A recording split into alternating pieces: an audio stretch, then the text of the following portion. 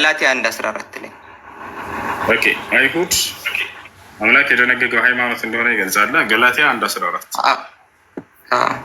ምን ይላል? አንብበው እስኪ።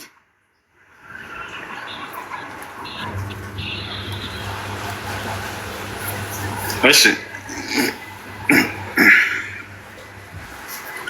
ገላትያ 1:14 ለአባቶችም ወግ ከመጠን ይልቅ ቀናለሁ በወገኔ ዘንድ በዘመኔ ካሉት ብዙዎችን በአይሁድ ስርዓት እበልጥ ነበር ይላል። አይሁድ የሚባል ሃይማኖት ነበር የሚል የለም እዚህ ጋር።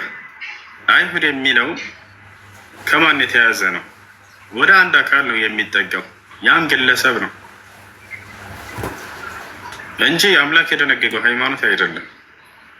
ይህን ህግ እነዚህ ሰዎች ስለተሰጡ ወደ እነዚያ እያስጠጋለህ እንጂ ሃይማኖት ነው አይሁድ እያለ አይደለም እዚህ ቦታ ላይ የአይሁድ ስርዓት የሚለው።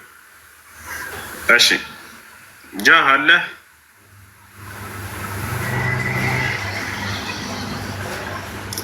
እሺ የለም። ባጭሩ አምላክ በየትኛውም ነብይ በኩል አይሁድ የሚባልን ሃይማኖት ተከተሉ ብሎ አላዘዘም። አምላክ በየትኛውም ነብይ በኩል ክርስትና የሚባልን ሃይማኖት ተከተሉ ብሎ አላዘዘም። ገብታችኋል አይደለ? አንድም ነብይ ልክ እንዲሁ ህዝቦችን እናንተ ክርስቲያን ሆኑ ብሎ ያዘዘበት አንድ ቦታ የለም። በአንድም ነብይ እኔ ክርስቲያን ነኝ ብሎ ያዘዘም የለም፣ የተናገረ የለም። እነዚህ ሃይማኖቶች ከአምላክ ስን መጀመሪያ አይሁድን እንጨርሰውና ስለ ክርስትና አሳያለሁ። መጀመሪያ አይሁድን እንጨርሰውና አሁን የሰጠውን ጥቅስ በእንግሊዝኛው ብታወጣው ስርዓት የሚለው ሪሊጅን ነው የሚለው። አማርኛ ያው ሰዎች ናቸው የተረጎሙት፣ በቻሉት አቅም ነው የሚተረጉሙት ቃሉ። እሺ አውጣው እና አምላክ የደነገገው ሃይማኖት እንደሆነ አሳየን እስኪ። ያላና አምላክ የደነገገው መሆኑን ሃይማኖት መሆኑን መጀመሪያ ተስማማ። ሃይማኖት መሆኑን ከተስማማ ወደ እንትኑ ሊሄድልን። ሃይማኖት ማለት መመሪያና ህግ ማለት ነው፣ ሰው እንዲመራበት የተሰጠ ህግ። ማስረጃ ምንድን ነው? ሃይማኖት ማለት መመሪያና ህግ አምላክ የደነገገ እኮ ነው። ሃይማኖት ብሎ ማለት ከሰዎች ዘንድ የሚሰራ ነገር አይደለም። አምላክ አይሰራም በሰዎች። ለሙሴ ህጉን የሰጠው እሱ ነው። 234 በላይ ህግ ሰጥቶታል ለሙሴ። ያ ህግ ነው። ህጉን ስለመስጠት አይደለም ጥያቄ። ህጉ እኮ ነው ሃይማኖት ማለት። ምን አለው ሌላ? አሁን እስልምና ስትል አሁን ለምሳሌ አንተ ይቅርታ እንዴ አሁን ለምሳሌ አንተ አዳምጠኝ ሁሉ ነህ። እሺ ሰጥቶታል አልተሰጠውም አይደለም ጥያቄ። አሁንም ያመጣው ስለ ህግ መስጠቱ ነው። እሱ ሳይሆን ጥያቄ በተሰጠው ህግ ውስጥ አይሁድ ሁሉ አምላክ አዘዋል ወይ ነው? ከአምላክ ዘንድ ያ ህግ የመጣው በመጣው አምላክ አይሁድ ሁሉ ወይንም ክርስቲያን ሁሉ ያዘ ብሎ ያዘበት ቦታ አለ ወይ? ያ ነው ህጉን የሰጣቸው። ለምንድን ነው? እንዲታዘዙት እኮ ነው እኮ እንዲታዘዙት ነው። በዛ በትእዛዙ ውስጥ አይሁድ ሁሉ ወይንም ክርስቲያን ሁሉ ብሎ አዘዋል ወይ? ዋጭሩ አይሁድ ሁሉ ክርስቲያን ሁሉ ማለት ምን አስፈለገ? አንድ ሰው ህግ ተሰጠው አይደል? ህግ ከተሰጠው እኮ በዛ መንገድ ይሄዳል። ህጉ የተሰጣቸው በዛ መንገድ እንዲሄዱበት አይደል? አሁን ስለ ህግ አይደለም ጥያቄው። ህግ ተሰጥቷል አልተሰጠውም ሳይሆን ጥያቄው በዚህ በሰጠው ህግ ውስጥ እነዚህን ሃይማኖቶች አዟል ወይ አምላክ? አይሁድ ሁሉ ወይ ክርስቲያን ሁሉ ብሏል ወይ? ለምሳሌ ልንገርሽ፣ እኛ ይህ ህግ ተሰጥቶናል፣ የቁርአን ህግ አይደለ? በዚህ በተሰጠን ህግ ውስጥ ሙስሊም ሁኑ ብሎ አምላክ ራሱ አዞናል።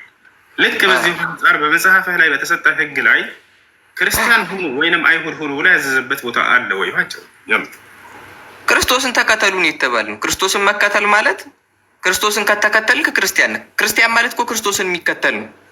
በቃ ክርስቶስን የክርስቶስን አስተምሮዎች አለ አይደል? እሱን አይደለም አንድ እሱ አይደለም ጥያቄ። ክርስቲያን ሁኑ ብሎ ያዘዘበት ቦታ አለ የለም? መጀመሪያ ከሱን ጀምር። አለ ነገርኩህ እኮ ክርስቲያን ሁኑ። አሁን ለምሳሌ አንድ ሰው አለ። አሁን ለምሳሌ ነው ያለው አይደል? እኔ በቀን 5 እሺ አንዴ ስማኝ፣ እሺ አንዴ አስጨርሰኝ። እኔ አሁን ለምሳሌ በቀን 5 ከሰገድኩኝ እስልምና የሚያዛቸውን መንገዶች ካደረግኩኝ እስላም ነኝ። ልክ እንደዛ ህግ እስከተሰጠ አይደለም።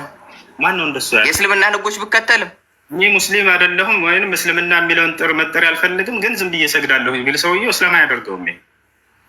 ያ እንደ እናንተ ሊሆን ይችላል። እንደኛ ደግሞ ክርስቲያን ወይ አይሁድ ወይ ምናምን ያ ሰዎች ሊሉ ይችላሉ። ከዛ ውጭ ግን መጽሐፍ ቅዱስን አንድ ሰው እስከተከተለ ድረስ በቀጥተኛው መንገድ ያንን አምላክ እየተከተለ ነው ማለት ነው። አምላክን እየተከተለ ስለመከተሉ አይደለም ጥያቄ። አሁንም ልብ በል፣ ይሄን የሃይማኖት መጠሪያ ስሙን አምላክ ራሱ ሰይሞታል ወይ ነው ጥያቄ።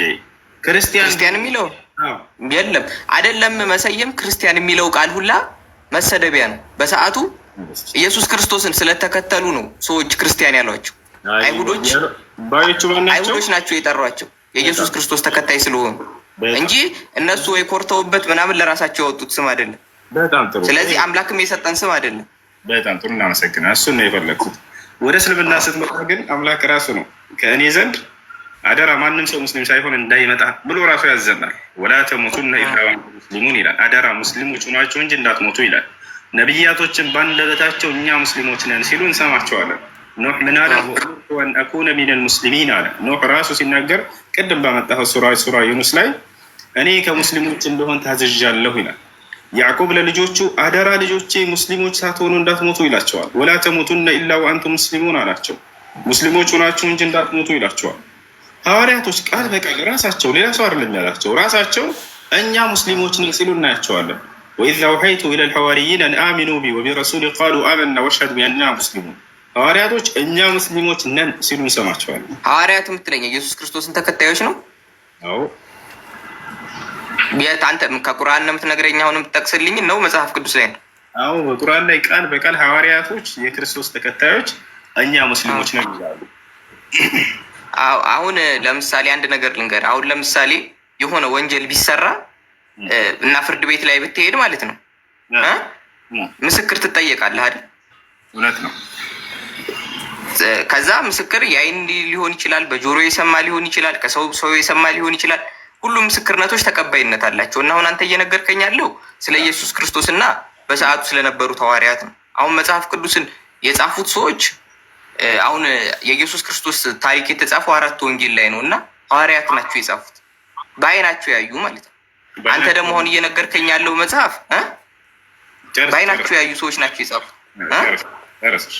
በአይናቸው ያዩ ሰዎች የኢየሱስ ክርስቶስን ሞቱን ትንሣኤውን ያዩ ሰዎች ጽፈዋል።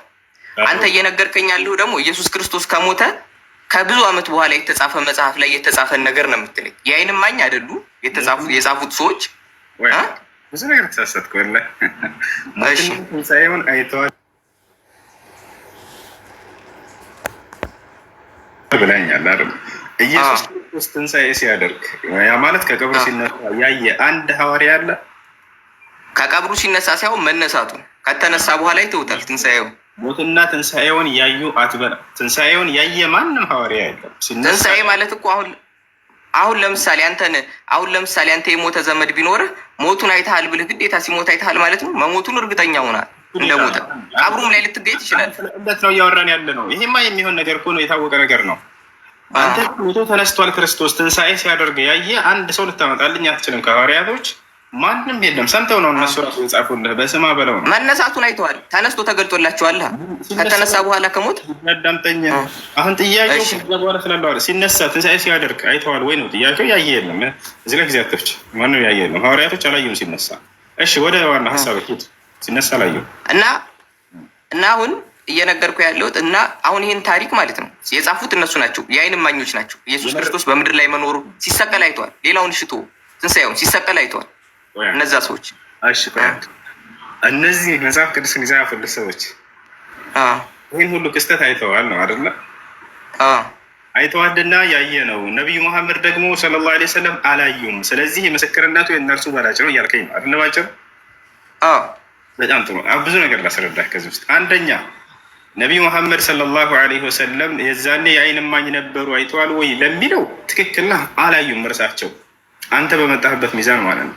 ግን ይሄን ቃል የገለጠላቸው ሁሉን የሚያውቅ የሆነ አምላክ ነው። አምላክ ደግሞ ስላለፈው ሁሉ የሚያውቅ ነው። አላህ በቁርአን ላይ ቁል አንዘለሁ አለዚ ያዕለሙ ሲረ ፊ ሰማዋት ወልአርድ ይላል። ሙሐመድ ሆይ ይህን ቁርአን በሰማይ በምድር ያለን ድብቅ ሚስጥርን የሚያውቅ ከሆነው ከአምላክ ዘንድ ተወረደላችሁ በላቸው ይላል። ገብቶሃል አይደለ? ያዕለሙ ማ በይነ አይዲሂም ወማ ኸልፈሁም፣ እኔ ፍጥረታቶችን ሁሉ የኋላቸውንም የፊታቸውንም ሁሉ አውቃለሁኝ የሚል አምላክ ራሱ ነው የገለጠው። ገብቶሃል አይደል? የአምላክ ምስክር እንጂ እርሳቸው ይዘው የመጡት ከራሳቸው ቢሆን ኑሮ ትክክል ነው። በዮሐንስ በክርስቶስ ጊዜ አልነበሩም እርሳቸው። ከክርስቶስ በኋላ ከ600 ምናምን ዓመት በኋላ ነው የመጡት። የራሳቸው ምስክር አይደለም። ይሄ ግን አምላክ ራሱ ገባኝ። አሁን አምላክ ሲገልጽላቸው ይቅርታ ገባኝ። አምላክ ነው የገለጸላቸው አልክና አምላክ በነቢያቱ እስከ ሲናገር ቆየና ሀዲሶችንም ሲያወርድ ቆይቶ መጨረሻ ላይ ምን ችግር ስላለ ነው እነዛ ሁሉ ሀዲሶች ተበርዟል ተብሎ ቁርአን የመጣው? ለምን እነዛ ተቀባይነት አጡ? ምን አዲስ የተለየ ነገር? አሁን ለምሳሌ በመጽሐፍ ቅዱስ ሁሉም ነቢያቶች ሲመጡ አዲስ ነገር ይዘው መጥቷል። ነቢዩ መሐመድ ሲመጡ ምን የተለየ ነገር ይዘው መጥተው ነው? የኔ አሁን ጥያቄ ምን የተለየ ነገር ይዘው መጡ? ምንስ የተበላሸ ስርዓት ነበር መጽሐፍ ቅዱስ ውስጥ? በጣም ጥሩ። የተበላሸው ትልቁ ስርዓት በነቢያት ትምህርት አምላክ ትምህርት ከነቢያት መካከል አንድ ነቢይ የሆነውን ክርስቶስን አስመለኩ። የሃይማኖት ሰዎች ነን የሚሉ ሰዎች ትልቁ ስህተት የሰሩት ይሄ ነው። በነቢያት መጽሐፍ ቅዱስ አምልኩ ይላል ኢየሱስ ክርስቶስን አንድ ጊዜ እኮ ስለማይል እኮ ነው። እነዚህ ሰዎች አምልኩ ያልተባሉትን አካል እያመለኩ አገኟቸው። በዚህን ጊዜ ነቢያችን ወደ መጽሐፍ ቅዱስ ስህተት ገና ልመጣልህ ነው ቦታ አለ አይደለ? እሱ እመጣለሁ። አሁን እዚህ ቦታ ላይ ከነቢያት መካከል አንድ ነቢይን በነቢያት ትምህርት ስም የነቢያትን መጽሐፍ ይዘናል ብለው ክርስቶስን ያስመልካሉ። አሁን ለምሳሌ እኔ አላመልክም። ቆይ ልነግርህ እኮ ነው። አሁን አንተ ያልገባህ ነገር ስላለ ነው። አሁን ለምሳሌ እኔ ያለሁ አላመልክም። መጽሐፍ ቅዱስም አምልኩም እንደዛ አይልም። ኢየሱስ ክርስቶስንም አምልኩም አይልም። መጽሐፍ ቅዱስ የሚለው እግዚአብሔር አምላክ አንድ አምላክ ነው፣ አንድ ነው። ረሱ ልምጣለች። በቃ አንተ ምንድን ነው እምነትህ? ጆቫ ነህ? እኔ ጆቫ ነህ? እሺ በቃ ሻዳምተኝ። እንግዲህ አሁን መጽሐፍ ቅዱስ ላይ የተሰሩ ስህተቶችን ልግለጽልህ። አዲስ ነገር ይዘህ የመጡት ብለህ በግልጽ ጠይቀሃል። መጽሐፉ ላይ የተሳሳተ ነገር አይደለም። ለምሳሌ ልንገርህ፣ የነቢያቶችን ክብርና የአምላክ ክብር የክርስቶስንም እንዲሁ በክርስቶስ ላይ የተሰሩ የተነገሩ ስህተቶችን ከመጽሐፉ አንጻር ያሉትን ልጥቀስልህ። ለምሳሌ አሮን ነቢይ እንደሆነ መጽሐፍ ቅዱስ ይገልጻል አይደለ? ኦሪት ዘጸአት ምዕራፍ 7 ቁጥር 1 ላይ አሮን ነቢይ እግዚአብሔር ለሙሴ ምን አለው? ሙሴ በፈርዖን ላይ አንተን አምላክ አድርጌሃለሁ፣ ልክ እንዲሁ ደግሞ አሮንን ደግሞ ነቢይ አድርጌልሃለሁ ብሎታል። እንግዲህ ይህ ነቢይ ወደ አምላክ ብቻ የሚጠራ ነው አይደል? ነቢይ ብሎ ማለት የአምላክን ቃል ተቀብሎ ለሰዎች የሚያደርስና የሚያስተምር ነው። አምላክን አምልኩ እያለ የሚጠራ ነው። ነገር ግን ኦሪት ዘጸአት ምዕራፍ 32 ከቁጥር 1 ጀምረህ ሄደህ ብታነበው አሮን ለእስራኤል ሰዎች የወይፈን ጣዖት እንደሰራላቸው ታውቃለህ አይደለ? ይሄ ነው ከግብፅ ያስወጣቸው ብሎ ሰጥቷቸዋል። ይህን ነገር ቁርአን ነቢያችን ሰለላሁ ዐለይሂ ወሰለምን አላህ ስብሐነሁ ወተዓላ አስነሳና በእርሳቸው ላይ ባወረደው ቃል በቁርአን ላይ ይህን ታሪክ ሲገልጽልን ያን ጣዖት በፍጹም ሀሮን አልሰራም ብሎ አረመው። መጽሐፉን አየኸው? በፍጹም ሳምራዊ አንድ ሳምራዊ ሰው እንጂ ሳሚሪ የሚባል ሰው እንጂ ይሄን የሰራላቸው ያንን ጣዖት ፈአضለሁ ሳሚሪ ይላል። ሳሚሪይም አሳሳታቸው የሙሴን ህዝቦች እያለ ይገልጻል። እንዳውም ሀሮን ተው ጌታችሁን አላህን ፍሩ ብሎ ከልክሏቸው ነበረ። ገብቶሃል አይደለ? ያንን ቁርአን መጣና አረመው። በፍጹም ነቢይ ጣዖትን ሰርቶ ለህዝቦቹ ይሄ ነው አምላክ ሊል አይችልም። እንደው ይሰዋታል እንጂ ማለት ነው። ወደ አምላክ ብቻ ነው የሚጠራው። ቁርአን መጥቶ ይሄን ነገር አስተካከለ። ሌላ ምን አደረገ? ነቢዮች አይሳሳቱም ብለህ ነው የምታምነው? ነቢዮች አንድ ሌላውን ድረስ እኮ ያለ ወደ ነቢያት ይሳሳታሉ አይሳሳቱ ቀጣይ እናወራለን። አሁን መጽሐፉ ላይ ስለተነገሩ ስህተቶች ቁርአን ያረማቸውና አዲስ ነገር ይዟቸው የመጣው የሚለውን እየነገርኩት ነው። ሁለተኛ ያዕቆብ አባቱን ኢስሐቅን እንዳጭበረበረው የወንድሙን የኤሳውን በረከት ቀምቶ እንደተቀበለ መጽሐፍ ቅዱስ ይገልጻል አይደለ? ቁርአን ግን በፍጹም ይሄንን እኔ ራሴ ነኝ ኢስሐቅንን ያዕቆብንም አብርሃምን ሁላቸውን በራሴ ነው የባረኳቸው እያለ ይናገራል። ራሴ ነኝ የመረጥኳቸው አለ። ገብቶሃል አይደለ? እርሱ አጭበርብሯል፣ ዋሽቶ እዚህ ብሎ ቀምቶታል የሚለውን አረመው።